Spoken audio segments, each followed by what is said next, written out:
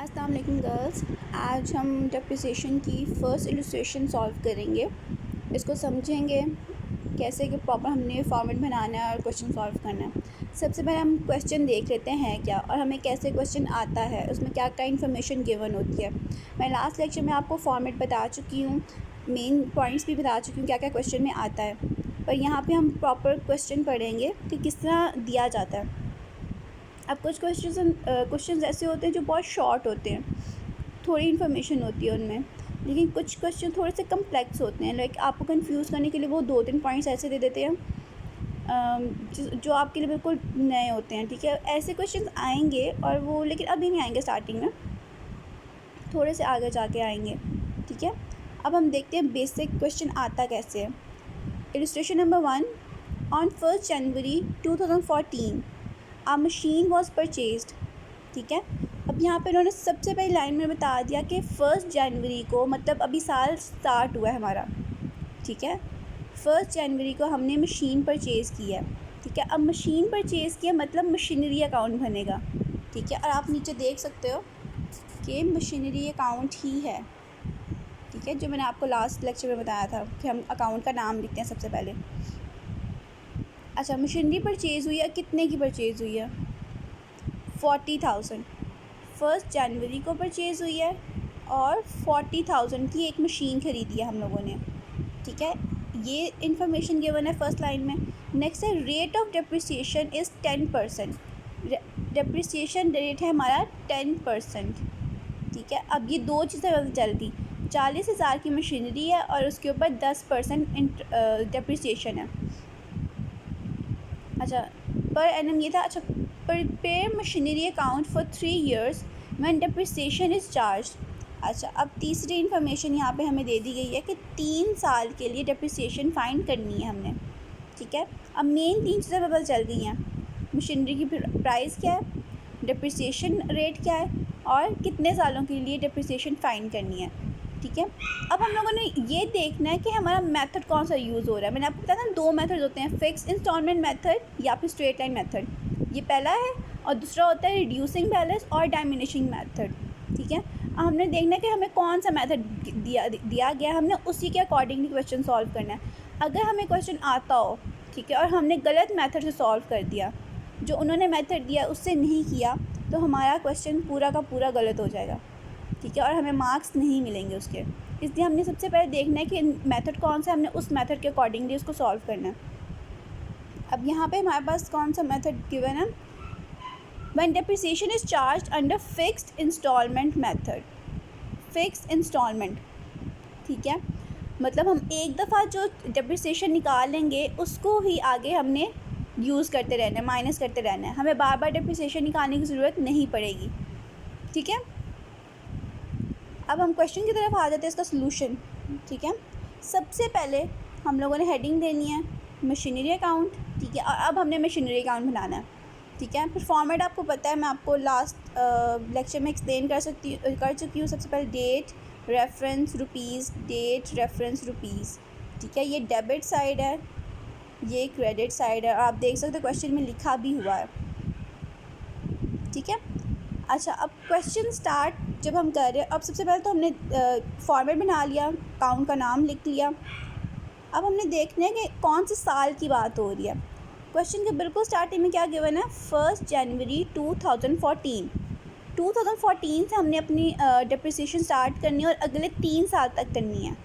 ठीक है, सबसे पहले तो मैंने आपको बताया था ईयर लिखना होता है। ठीक है, यहाँ पे हमने लिख लिया 2014, 2014 दोनों साइड पे लिख लिया, क्योंकि डेट दोनों साइड पे मेंशन है, दोनों साइड पे हमने लाजमी लिखना है। ठीक है, 2014 हमने लिख दिया। अब हम अपना क्वेश्चन प्रॉपर्ली स्टार्ट करेंगे। अब हम लोगों ने किस डेट को हम लोगों ने मशीनरी परचेज़ की, 1 जनवरी को, तो हम लोगों ने यहाँ लिखा 1 जनवरी। ठीक है, 1 जनवरी, और हम लोगों ने परचेज़ किया मशीनरी। अब हम मशीनरी अकाउंट नहीं लिखेंगे, हम लोगों ने मशीनरी के बदले पैसे दे के उसे ख़रीदा था। अच्छा, अब आपके इलस्ट्रेशन के अंदर यहाँ पे गिवन है बैंक अकाउंट। अच्छा, अब बैंक अकाउंट क्यों गिवन है ये देखें। ज़रूरी तो नहीं है कि आपने शायद कैश ही दिया हो, आपने शायद चेक के थ्रू पेमेंट की हो, ठीक है। लेकिन आपके क्वेश्चन के अंदर कहीं पे भी बैंक नहीं गिवन, उन्होंने ये नहीं बताया कि हमने बैंक से पेमेंट की है, ठीक है। तो मैं आपको ये बात यहाँ पे क्लियर करना चाहती हूँ कि जब भी आपको ऐसा क्वेश्चन आए, ठीक है, जिसमें आपको बताया गया ही ना हो कि आपने बैंक के थ्रू पेमेंट किया है, कैश के थ्रू पेमेंट किया है, आपने बैंक अकाउंट नहीं लिखना, ठीक है। मैं आपको इसलिए ना बुक से करवाना प्रेफर नहीं करती, लेकिन मेरे पास अभी टाइम नहीं था तो मैंने खुद सॉल्व नहीं किया था, इसलिए मैं आपको यहाँ से करवा रही हूँ, ठीक है। लेकिन आगे क्वेश्चंस मैं प्रेफर करूँगी कि मैं आपको खुद सॉल्व करके करवाऊँ, ठीक है। अब आपने यहाँ बैंक अकाउंट नहीं लिखना है, आपने यहाँ पे लिखना है कैश अकाउंट, ठीक है। बैंक अकाउंट जहाँ लिखा है उसको मिटा कर, क्योंकि आप लोग ये जो इलस्ट्रेशन में भी आपको समझा रही हूँ, आप लोगों ने अपनी नोटबुक्स पे करनी है, ठीक है, लाजमी करके मुझे चेक भी करवाना है, ठीक है। तो आपने बैंक अकाउंट की जगह लिखना है कैश अकाउंट, ठीक है। अच्छा, हम लोगों ने अब ख़रीदे कितनी थी? 40,000 रुपये की। चलो यहाँ तक तो ये बात कंप्लीट हो गई ना। अब ख़रीदी थी हमने 40,000 की, तो हमने आगे उसके लिख दिया 40,000 रुपये। ये तो हमारी हो गई डेबिट साइड। अब हमने क्रेडिट साइड पे भी तो लिखना है ना। अब क्रेडिट साइड पे आ जाते हैं। अब क्रेडिट साइड पे और कुछ भी नहीं हमें गिवन है हमारे क्वेश्चन में, कोई एक्स्ट्रा चीज़ गिवन है नहीं। उन्होंने कहा सिर्फ डेप्रिसिएशन निकालो। तो अब डेप्रिसिएशन हम निकालते हैं साल के आखिर में, ठीक है। तो साल का आखिर क्या होगा? जब साल हमारा स्टार्ट हुआ 1 जनवरी से, तो उसका आखिर होगा 31 दिसंबर। 31 दिसंबर लिखा हमने, और फिर हमने निकाली डेप्रिसिएशन, ठीक है, डेप्रिसिएशन अकाउंट। अच्छा, अब डेप्रिसिएशन निकालनी कैसे? 40,000 का 10%, ठीक है, 40,000 इसका 10%, ठीक है। इसका 10% लेंगे तो हमारा आंसर आ जाएगा 4,000। ये आ गई हमारी डेप्रिसिएशन, ठीक है। अब ये डेप्रिसिएशन हमने यहाँ पे लिखनी है, इस जगह पे, ठीक है, जैसा आप देख सकते हो लिखी हुई है। आई डोंट थिंक इसमें कोई कन्फ्यूजन होनी चाहिए। हमने डेप्रिसिएशन निकाली, हमने डेप्रिसिएशन लिख दी, ठीक है। अब हमने दोनों साइड्स का, आपको पता है जब भी डेबिट क्रेडिट साइड होती है तो दोनों साइड्स को हमने इक्वल करना होता है, ठीक है। अब इक्वल कैसे करना है? 40,000 के नीचे और कोई अमाउंट नहीं थी, तो टोटल में 40,000 ही आ जाएगी, ठीक है। अब क्रेडिट साइड पे हम जाते हैं, वहाँ पे हमारे पास डेप्रिसिएशन हमने लिख दी 4,000, ठीक है। और अब हमने इसको 40,000 टोटल हमारा था, तो हमने यहाँ पे भी हमें 40,000 चाहिए। कैसे आएगा? हम क्या करते हैं, दोनों साइड्स को इक्वल करने के लिए बैलेंस निकालते हैं। मैंने इस 40,000 में से ये 4,000 माइनस किया, तो पीछे मेरे पास बच जाएगा 36,000, जो कि मेरा बैलेंस कैरी डाउन होगा, ठीक है। मैंने बैलेंस कैरी डाउन लिख दिया। ये दोनों, ये पार्ट हो गया हमारा, ठीक है। हमेशा ऐसे ही होगा, बैलेंस हमने हमेशा फाइंड करना है, ठीक है, अनलेस हमें कोई और चीज़ दी हो। यहाँ तक ये काम हो गया। उसके बाद दोनों साइड्स को इक्वल करना था। यहाँ पे 40,000 था, यहाँ पे अब इन दोनों का आप कैलकुलेट करो। 4,000 के अंदर 36,000 प्लस करो तो वो 40,000 बन जाता है। दोनों साइड्स इक्वल हो गई, ठीक है। इनको हम डबल अंडरलाइन कर देंगे। अब आप देख सकते हो कि उन्होंने ऊपर सिंगल लाइन लगाई हुई है और नीचे थोड़ी बोल्ड लाइन लगी हुई है, मतलब वो ये शो करेगा कि ये डबल लाइन है, ठीक है। यहाँ पे हमारा साल कंप्लीट हो गया। ये पहला साल था, कंप्लीट हो गया, ठीक है। अब ऊपर वाली हमने कोई बात नहीं करनी, ठीक है, ये हमारा कंप्लीट हो गया। अब अगले साल पे बात आ गई। ये वाला कौन सा साल था? 2014।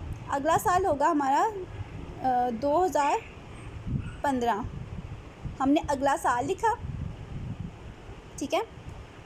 अब अगला साल लिख के हम लोगों ने अपनी ट्रांजैक्शन स्टार्ट कर दी, ठीक है।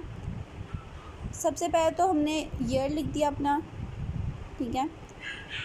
उसके बाद 1 जनवरी। अब साल के शुरू में हमारे पास कितने पैसे बचे हुए हैं, ठीक है। अब देखो, मशीनरी में से 40,000 में से 4,000 हम लोगों ने माइनस कर दिए थे। क्यों? क्योंकि वो तो डेप्रिसिएशन हो गई।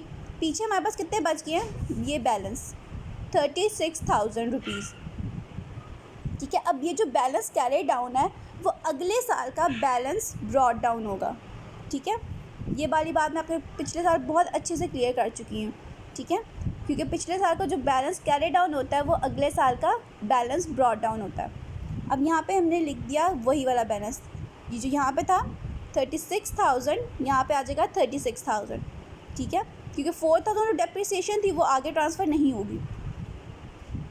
अच्छा, यहाँ पे ये काम हो गया। अब हम लोगों ने फिर से लेनी है, अब पूरा साल गुजर गया, हमें फिर से डेप्रिसिएशन लेनी है, ठीक है। 31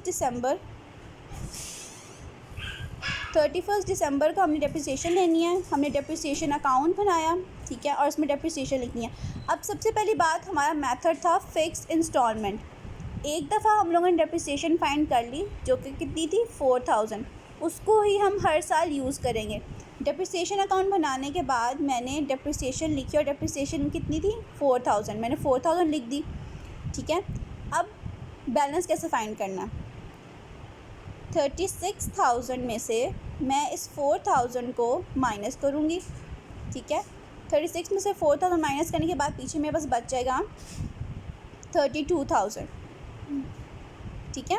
ये होगा मेरा बैलेंस कैरी डाउन, ठीक है। अब दोनों साइड्स को इक्वल करना है, तो हम दोनों को कैलकुलेट कर लेते हैं। 36 का 36 नीचे आ जाएगा टोटल में 36,000, और 4,000 के अंदर 32,000 प्लस करेंगे तो यहाँ पे आ जाएगा 36,000। दोनों साइड्स इक्वल हो गई।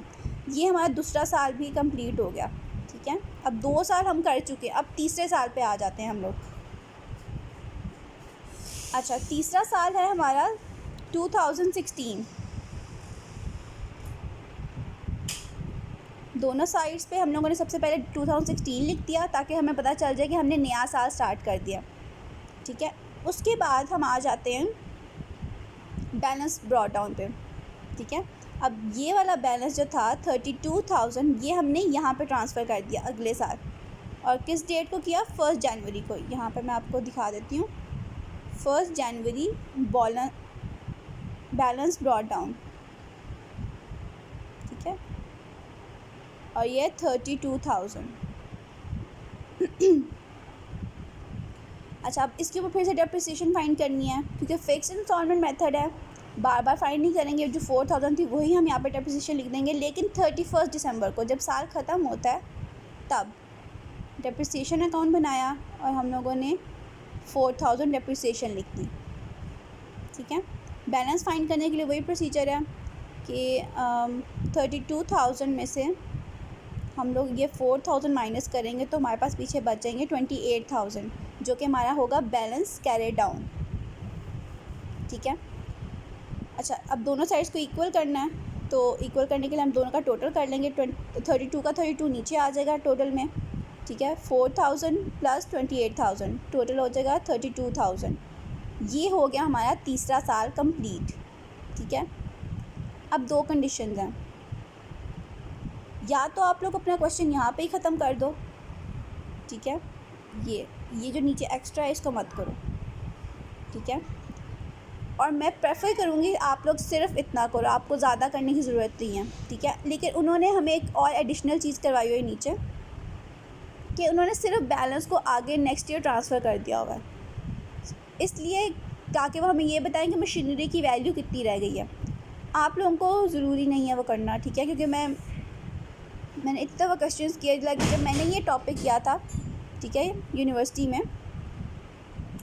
तो मैंने कभी भी बैलेंस आगे फाइंड नहीं किया, क्योंकि वो ज़रूरी नहीं है, ठीक है। वो एक एडिशनल स्टेप है अगर आप करना चाहो तो, ठीक है। तो आपको ये करने की ज़रूरत नहीं, आप यहाँ तक अपना क्वेश्चन एंड कर दो, बस यहाँ पे अपने फाइंड कर लिया, आपको बैलेंस पता चल गया। आई होप आपको ये क्वेश्चन समझ आ गया होगा। बहुत ईजी था, कुछ भी इसमें मुश्किल था ही नहीं, आपको सिंपल चीज़ें गिवन थी, आपने सिंपल चीज़ों से अपने क्वेश्चन सॉल्व कर लिया, ठीक है। अब आ जाते हैं प्रॉब्लम्स पे। अच्छा जी, प्रॉब्लम नंबर 1 देखें। A firm purchase building costing 9 lakh rupees. हम लोगों ने एक बिल्डिंग परचेज़ किया है 9 लाख रुपए की, ठीक है। सबसे पहले तो हम अकाउंट कौन सा बनाएंगे, बिल्डिंग अकाउंट, और बिल्डिंग थी कितने की, 9 लाख रुपए की। ये 2 बातें क्लियर हो गई। अच्छा, नेक्स्ट है and it is decided to provide depreciation at 5% per annum. हर साल हम 5% डेप्रिसिएशन फाइंड करेंगे, 5% डेप्रिसिएशन, और 9 लाख की थी बिल्डिंग। अच्छा, ये 2 चीज़ें हो गई। On fixed instalment method. अब उन्होंने मेथड भी बता दिया हमें, फिक्स्ड इंस्टॉलमेंट मेथड। दूसरा मेथड नहीं यूज़ करना जो अभी मैंने आपको एग्जांपल दी थी, अभी एग्जांपल करवाई है सारी, ठीक है, उसी के अकॉर्डिंगली ये क्वेश्चन होगा, ठीक है। आगे इन्फॉर्मेशन देखने क्या गिवन है, prepare the building account for the 5 years. अब बिल्डिंग अकाउंट बनाना है 5 साल के लिए, ठीक है। जिस अब हम लोगों ने इलस्ट्रेशन किया अभी उसमें 3 साल की बात थी, यहाँ पे 5 साल की बात है। सिंपल सा क्वेश्चन है, कोई ट्रिकी चीज़ नहीं है इसमें, आप लोगों ने सॉल्व करना है, ये आपका होमवर्क है, ठीक है, और सबके पास ये सॉल्व होना चाहिए। नेक्स्ट क्वेश्चन देखते हैं। A firm purchase machinery for 50,000। एक फर्म थी, उसने मशीनरी परचेज़ की 50,000 रुपये की, ठीक है। उसके बाद है ऑन 1 जनवरी 2013। अच्छा, 1 जनवरी को उसने परचेज़ किया है, ये पूरी इन्फॉर्मेशन गिवन है। 2013 को परचेज़ किया है 1 जनवरी को। Depreciation is to provided annually according to fixed instalment method. अच्छा, डिप्रिसिएशन हमने प्रोवाइड करनी है उसके ऊपर कौन से मेथड से, फिक्स्ड इंस्टॉलमेंट मेथड से। यहाँ पे उन्होंने हमें साफ साफ बता दी फिक्स्ड इंस्टॉलमेंट मेथड यूज़ करना। The useful life of the asset is 10 years. अब उन्होंने बताया कि जो हमारा एसेट है ना, ये सिर्फ आपको कंफ्यूज करने के लिए दिया हुआ है, इस लाइन का कोई मकसद नहीं है यहाँ पे, ठीक है। ये जो लाइन गिवन है, the useful life of the asset is 10 years as residual value is ₹10,000, ठीक है। अभी सिर्फ आपको कंफ्यूज करने के लिए यहाँ पे उन्होंने ये वाली लाइन दे दी है, इस लाइन का कहीं पे कोई भी काम नहीं है, ठीक है। आपके क्वेश्चन में कोई भी काम इस लाइन का नहीं है, तो आपने इसको इग्नोर करना। नेक्स्ट देखो, अच्छा अब आपके पास क्या क्या इन्फॉर्मेशन गिवन है। सबसे पहले तो मशीनरी आपने 1 जनवरी को परचेज़ की 50,000 की, फिक्स्ड इंस्टॉलमेंट मेथड के साथ करना है आप लोगों ने सॉल्व इसको, ठीक है। ये 2 इन्फॉर्मेशन हो गई, इस लाइन को कंसिडर नहीं करना क्योंकि आपको कंफ्यूज करने के लिए दी गई है। नेक्स्ट पढ़ लेते हैं, show the machinery account for first 4 years. अब उन्होंने कहा 4 साल के लिए मशीनरी अकाउंट बनाओ, ठीक है, and find out annual depreciation. अच्छा, एनुअल डिप्रिसिएशन फाइंड करनी है।